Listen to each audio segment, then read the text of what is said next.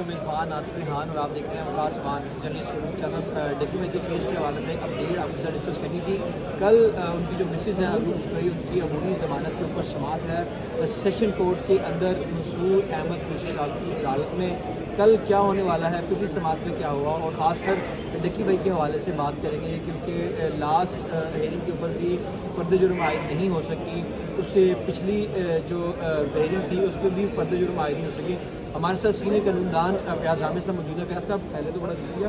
फयाज़ साहब, डक्की का जो केस है वो किस करवट बैठने वाला है, इसका किस करवट बैठने वाला है, क्योंकि बार बार कहा जाता है फ़र्द जुर्म आयद होगी, फ़र्द जुर्म आयद होगी, फ़र्द जुर्म आयद होगी, नहीं होगा। इसकी रीज़न बहुत शुक्रिया नातिक। देखें, ये तो आपके सामने ही है, 2-3 दफ़ा ऐसे इतफाक़ हुआ कि ये इत्तेफाक ही है। बहरहाल इतफाक़ काफ़ी ज़्यादा है, लेकिन इतफाक़ ही है। पिछली डेट पे डक्की जो है वो खुद उनकी तबीयत ख़राब हो गई, जिसकी वजह से इस पर चार्ज नहीं मिल सका, और इस डेट पे जज साहब छुट्टी पे चले गए, जिसकी वजह से चार्ज डिले हो गया। तो बाकी इस केस का जो फ्यूचर है वो तो अब 9 फरवरी इसमें डेट है। उम्मीद है कि 9 फरवरी को अक्यूज़ पर्सन तो अवेलेबल होंगे कोर्ट में, और अगर अदालत में जज साहब मौजूद होते हैं तो चार्ज फ्रेम हो जाएगा। और बाकी जो इस केस का फ्यूचर है वो तो आप भी जानते हैं, मैं भी जानता हूँ कि प्रोसिक्यूशन के पास कुछ स्ट्रॉन्ग एविडेंस नहीं है।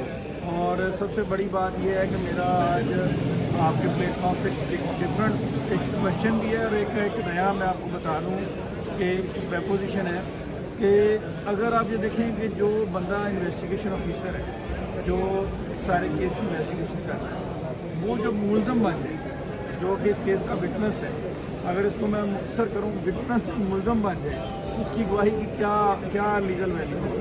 ठीक है, तो ये केस सारा इस चीज़ के इर्द गिर्द घूमता है कि जो इन्वेस्टिगेशन टीम थी इस केस की, वो इसी केस की जो मुलज़मा थी अरूज जतोई, वो मुद्दई बन गई हैं, और इन्वेस्टिगेशन टीम जो है वो मुलज़म बन गई, मुद्दई बन गया, मुलज़म बन गया। ठीक है, तो कहानी तो ख़त्म हो गई।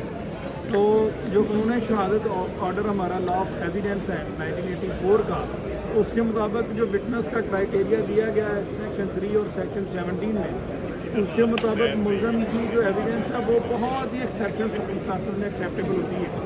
ठीक है, उसके लिए उसको कोरोबरेटिव पीस ऑफ एविडेंस देने होंगे, तो खाली गवाही है या बयान से काम नहीं चलना। तो मेरा सवाल आपसे ये है, जो देखने वाले हैं, जो सुनने वाले हैं आपको, वो ये सवाल करते हैं कि 5-6 दिन से जो डक्की भाई है वो सोशल मीडिया पर नजर नहीं आ रहे, क्या वजूहत है? नहीं, मेरा उनसे पिछले वीक में कोई रब्ता नहीं है, और मैं सिंपल ये कहूँगा कि सिटी तो नहीं गए, वो हो सकता है कि बसंत वगैरह की तैयारी में कोई लगे हों। और आजकल वो मैं आपके प्लेटफॉर्म से ये भी बता दूँ कि डक्की जो है वो यूट्यूब की दुनिया में थोड़ा ट्रेंड चेंज करने जा रहे हैं। अब जैसे फैमिली ब्लॉगिंग का एक वक्त आया था, अब वो लाइव स्ट्रीमिंग का एक गाना ट्रेंड इंट्रोड्यूस करवाने जा रहे हैं, और लास्ट टाइम उन्होंने एक लाइव किया भी था यूट्यूब पे। तो हो सकता है वो अपने किसी काम में बसंत के हवाले से या इसी तरह के काम में मसरूफ। जस्ट में से कहा तो था कि इसको बटन डालने नहीं आती। ठीक है, वो तो खैर गुड्डी उड़ाना तो कोई ऐसा मुश्किल काम नहीं है। उड़ा लेते हैं आप? हाँ, मैंने कहा गुड्डी उड़ाना तो कोई ऐसा मुश्किल, आपसे पूछ रहा, आप उड़ा लेते हैं? ज़ाहिर बात है, हर बच्चा उड़ा लेता है, इसमें कौन सा। मैं बसंत की पर कहूँगा, पहले मेरा सवाल आपसे ये है अरूज जतोई के हवाले से। कल उनकी जो अबूरी ज़मानत की समाअत हुई है, अभी तक रिकॉर्ड जमा नहीं करवाया गया, रिकॉर्ड आया नहीं गया, ये क्या वजूहत हैं? केड़ा रिकॉर्ड है, कितों कढ़ना है, क्यों नहीं आ रहे अदालत से? यार बात देखें, मैंने तो स्टार्ट इस बात से लिया है कि प्रोसिक्यूशन का केस जो है ना बहुत कमज़ोर है। आप प्रोसिक्यूशन को अरूज जतोई को नामजद करने की भी बहुत जगह चलती है।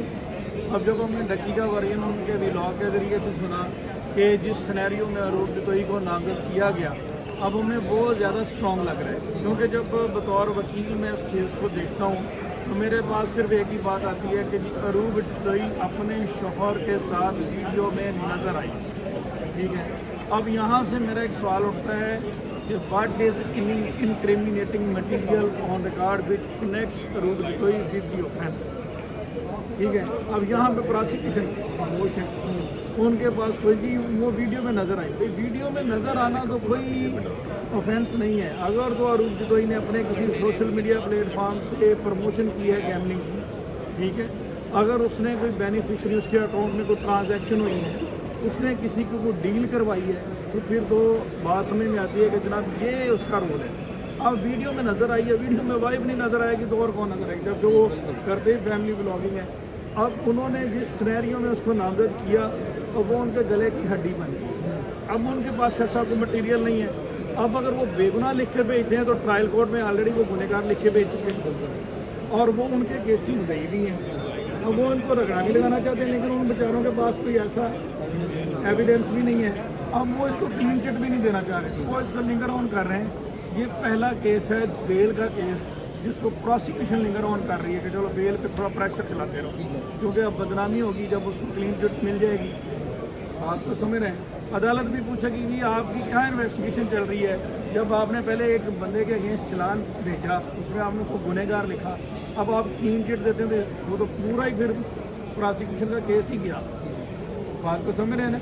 इन्वेस्टिगेशन टीम तो पहले ही एट स्टेक है, उसकी तो पहले ही कोई क्रेडिबिलिटी नहीं रही। अब अगर इसको क्लीन चिट देते हैं तो मीन उन्होंने खुद ही इस चीज़ को तस्दीक कर दी कि हमारी पहले वाली जो इन्वेस्टिगेशन टीम है वो खराब। अच्छा फयाज साहब, मेरा सवाल आपसे एक और है।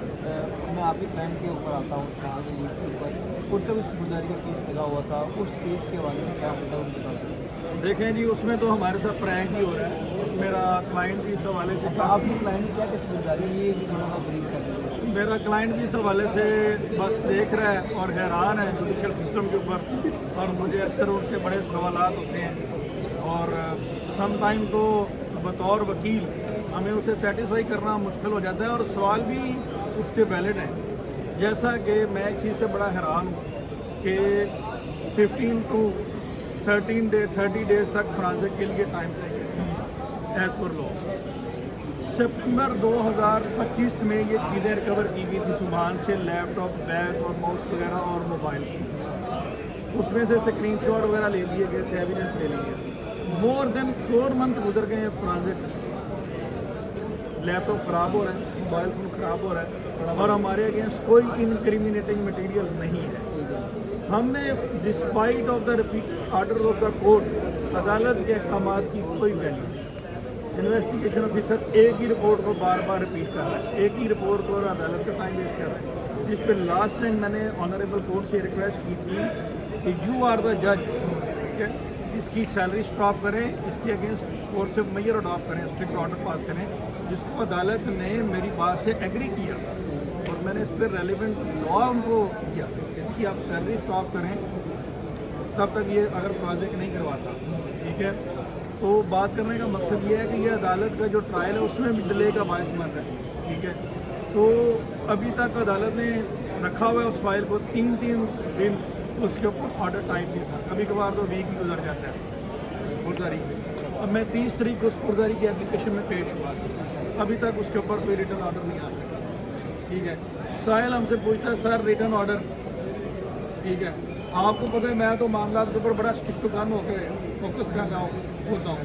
अब हम उन्हें बताते हैं कि जनाब अभी तक कोई ऑर्डर ही नहीं हुआ, जैसे सब सोचते हैं इसके ऊपर क्या ऑर्डर करें, मुझे नहीं समझ आ रही कि इसमें क्या। एनी हाउ मैं सिंपल इसमें ये कहूँगा कि सेक्शन 516 के तहत CRPC के तहत 2 ग्राउंड होते हैं स्पुर्दारी के, एक लास्ट पोजेसर और एक ऑनर। दोनों में अफवाह करते हैं, इन्वेस्टिगेशन पर्पज़ के लिए चीज़ें रिक्वायर्ड नहीं है, चीज़ें ख़राब हो रही हैं। अदालत को चाहिए कि इसके अगेंस्ट स्ट्रिक्ट मेजर अडॉप्ट करने के बाद हमारी चीज़ें हमारे हमारे। स्पुर्दारी का अपने जो केस है उसकी समाअत दोबारा कब शुरू होगी? अभी उसमें कोई रिटर्न ऑर्डर नहीं अदालत ने किया, 30 फरवरी का 30 शायद वो जज साहब छुट्टी पे चले गए, इसलिए ऑर्डर ना हुआ नहीं, उसके बाद आ भी तो गए ना। उसके बाद उन्होंने, उससे पहले ये लगा हुआ था गालबन 26 को जज साहब जब आए फिर उस पर 30 डेट डाल दी गई, 30 के बाद अभी तक उसके ऊपर कोई रिटर्न ऑर्डर नहीं आ सका। अब 9 फरवरी को ही रखेंगे उसके साथ ही जो नज़र आ रहा है, आगे तो हॉलीडेज आ रहे हैं। बहुत शुक्रिया, हमारे साथ फयाज रामी साहब मौजूद थे जिन्होंने तफसीलन इस केस के हवाले से गुफ्तगू की। अब इनकी जो क्लाइंट का मैं लास्ट एक ही माजरत आपको मैंने इंटरप्ट किया, आपने अगर सुबहान के हवाले से बात की, मैं लास्ट में एक बात करूँगा कि सुबहान और जो मेरा क्लाइंट और मैं, हम इस हवाले से पूरी तरह से कॉन्फिडेंट हैं। ट्रायल के हवाले से हमने पूरी तैयारी कर ली हुई है। ये जो 9 गवाह हैं इनका पूरा पोस्टमार्टम मैंने कर लिया है अल्हम्दुलिल्लाह। मैं कोई इसमें कोई खबर वाली बात नहीं है, मैंने अपने सीनियर से सीखा है, मैं ट्रायल का वकील हूँ, मेरे लिए कोई मसला नहीं। ये 100% एक्विटल का केस है, हम रेडी, हम प्रोसिक्यूशन को कहते हैं कि अपने एविडेंस लेकर आए, हम क्रॉस करने के लिए रेडी हैं। अब उनकी तरफ से डिले हो रहा है। ये पहला केस है जिसमें प्रोसिक्यूशन हमें फेस करने से डर रही है। तो अगर कोई ये समझता है कि हम इसमें प्रिपेयर नहीं है, ये कुछ ऐसा नहीं है, तो ये गलत फहमी है। हम पूरी तरह से प्रिपेयर हैं और इस हवाले से मेरा साहिल भी पूरी तरह कॉन्फिडेंस है और अपनी इनोसेंस साबित करने के लिए अदालत में हर वक्त जो है वो अवेलेबल है। चलिए बहुत शुक्रिया। फयाज अहमद साहब हमारे साथ मौजूद हैं जिन्होंने तफसील इस हवाले से गुफ्तगू की। अब अरूप जदई का जो केस है ज़ेर समाअत है। कल अरूप जदई अपने शोहर के साथ, मैं भी अपने फादर के साथ अदालत में रूबरू पेश होगी।